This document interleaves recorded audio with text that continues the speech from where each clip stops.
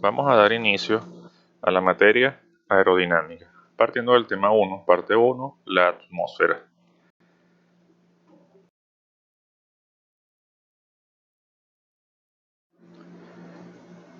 Como ustedes ya han conocido este término, la atmósfera es la capa de gas que cubre nuestro planeta o que forma parte de nuestro planeta. Esta capa, mostrada de forma esquemática y no con esa hermosa fotografía anterior, se puede ver como se muestra aquí, donde se observan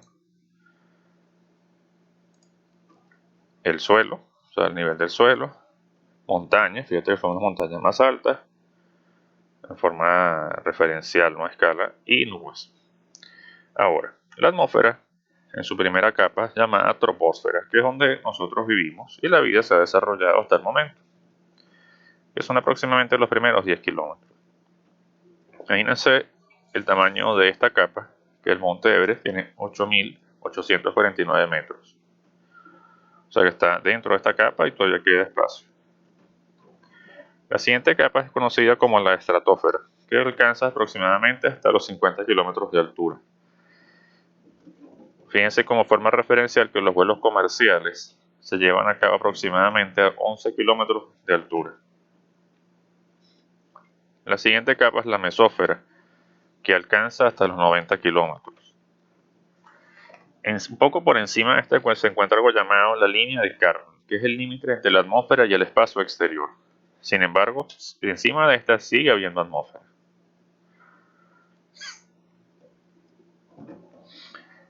Y esta capa se llama termósfera, que alcanza hasta aproximadamente 500 kilómetros de altura. Y por encima ya está la exósfera, que ya se considera que no es parte de la atmósfera. O sea, ya se considera que es espacio fuera, que es una parte que no hay ningún tipo de gas. De forma referencial, la Estación Espacial Internacional está orbitando la Tierra en un aproximado de 386 kilómetros de altura. O sea, dentro de la termósfera, o sea, es decir, dentro de la atmósfera.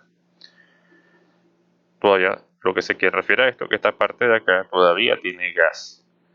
Ahora, esta línea, este límite entre la atmósfera y el espacio exterior, o entre nuestro planeta y el espacio exterior, se establece porque por encima de esta línea cualquier nave o vehículo no necesita para volar ir a una velocidad por encima de la velocidad orbital, o sea que con la velocidad de escape, que es la velocidad necesaria para llegar a la órbita, se puede mantener volando.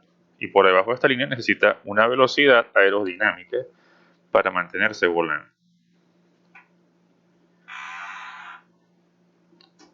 Ahora veamos esto, que es la temperatura, cómo varía con la altura. Este gráfico de temperatura mostrado aquí corresponde en grados Celsius, corresponde a los índices de atmósfera estándar ISA que veremos un poco más adelante. Como ustedes ven, la temperatura tiende a disminuir, parte de aquí en la atmósfera estándar a 20 grados Celsius y tiende a ir disminuyendo hasta alcanzar los 10 kilómetros, pues se mantiene más o menos constante, después sube un poco y después desciende aún más en temperaturas que están por debajo de los 100 grados Celsius. En la termósfera esta sube abruptamente y muchísimo. Ahora, como habremos visto, la parte esa de la temperatura es muy importante porque va a estar relacionado con la densidad atmosférica, lo que nos interesa mucho para la parte del estudio de la mecánica de vuelo de aeronaves, ya la fija y de la rotativa.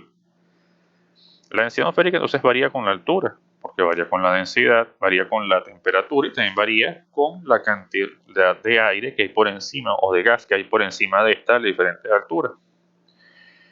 Entonces, a medida que se aumenta la distancia respecto al suelo, esta densidad va disminuyendo.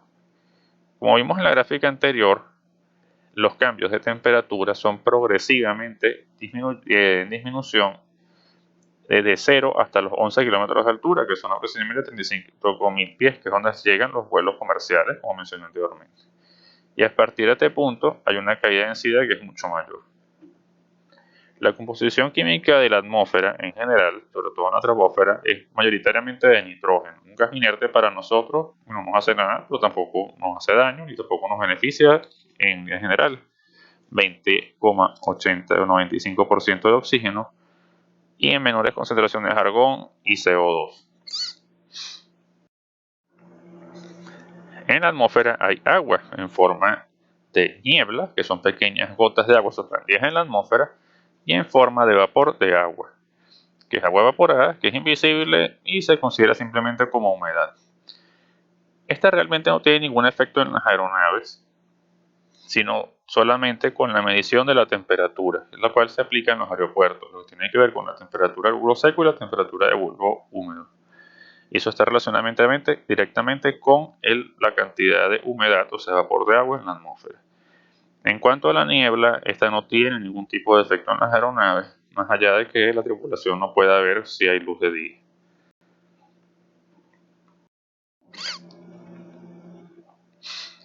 Hablemos de esta atmósfera estándar internacional, que es algo que ustedes ya previamente deberían haber visto en mecánica de los fluidos, pero vamos a repasarlo aquí. La atmósfera estándar internacional o International Standard Atmosphere, porque eso tiene sus siglas, ISA, es un modelo atmosférico terrestre invariante creado por la Organización Internacional de Aviación Civil. Este muestra cómo la presión, la temperatura, la densidad y la viscosidad de la atmósfera terrestre cambia con la altura.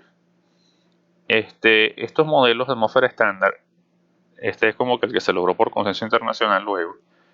Muchas organizaciones civiles y militares aeronáuticas los han ido desarrollando a lo largo de los años, sobre todo a lo largo del siglo XX se desarrollaron bastante. Y luego se llegó como un consenso, que es el que se establece por la OASI. Como habrán visto en las primeras gráficas, ellos establecen que la temperatura a nivel del mar es 20 grados Celsius, algo que uno dice, bueno, por ejemplo, un día soleado en el litoral central, no es eso, pues puede ser 32, 37, y hay partes donde hace mucho frío que puede ser -2 a nivel del mar, por ejemplo, o inclusive mucho menos. Entonces uno dice, eso como que no es muy realista, pero por eso se llama estándar.